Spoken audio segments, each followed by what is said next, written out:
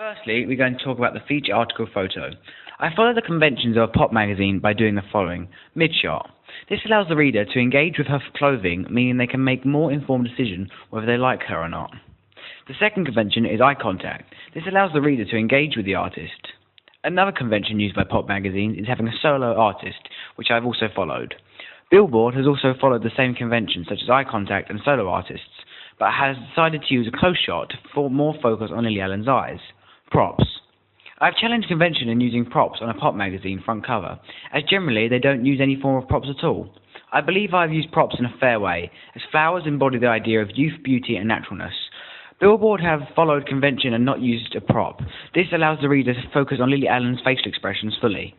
I have followed convention of a pop magazine in a masthead. I have made it look big, bold and black, all to make it more eye-catching.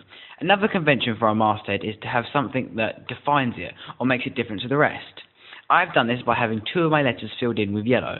Billboard have also followed this convention in their masthead.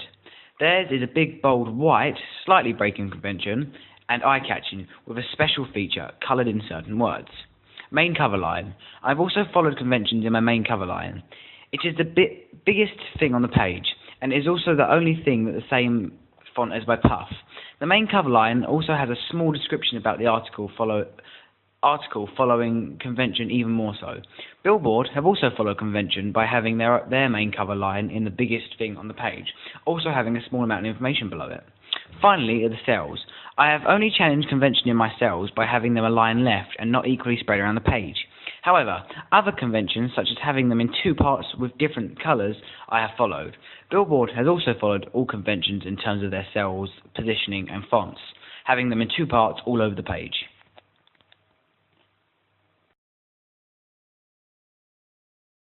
I follow convention in my contents page by having one main picture that is bigger than the rest. However, I've also challenged convention by not having at least 3 or more pictures. A slightly older convention for my magazine, as it is a magazine that does not target both sexes. This means I had to slightly take conventions for magazines that focus more on women as a demographic. This means I had to slightly alter the word-to-picture ratio to more words than pictures. My competitor has followed the convention by having 3 pictures, although one of them is an advert. The second convention I followed is in my contents page. It's having one main cover line. I've decided to reuse my front cover puff as my main cover line. This was to reinforce the idea and create a sense of house style for my new readers. My competitor has used a similar convention. They have made a small article's main heading their intro. My competitor has actually broken convention by having a small article on their contents page. Another convention for a pop magazine is to do a small editor-to-reader article. This encourages a strong bond between the reader and the editor. This means the reader is more likely to return. My competitor has also done this, as it is convention in almost every kind of magazine. To widen the possible demographic, I have included top 10 music in the UK. This means I'm able to attract and offer more interesting aspects of my magazine. My competitor has not done this, meaning I am breaking typical convention, but I believe I'm doing it for an effective reason. The final aspect of my magazine is the layout. I conventionally use columns and pictures to separate my page. The yellow separating bars make the page more interesting, easy to read. It also creates a sense of house style, as I've also used this kind of theme on my double-page spread. My competitor has also used lines and pictures to help separate their content, meaning it's spaced better across the page.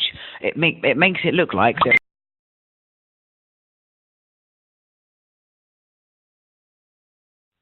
The first notable convention I have followed on my double-page spread is having my feature article photo spread across both pages. This is a well-used and recognised convention in a pop magazine, especially NME and Kerrang.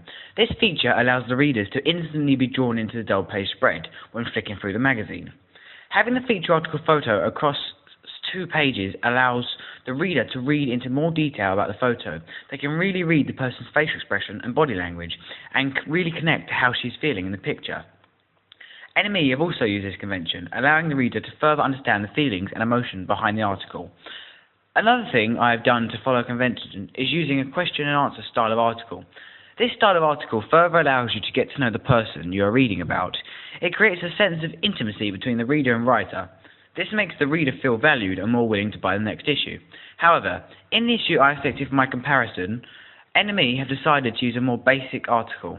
This style of writing creates a more impersonal but less biased way of informing the reader about certain events.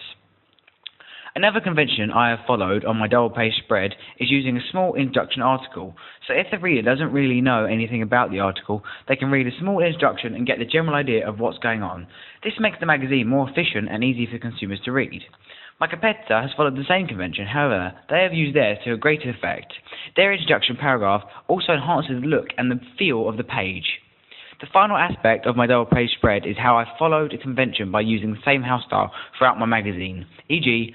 fonts, colours, styles and layout ideas. My double-page spread I've continued to use a dark red theme with a yellow and white font.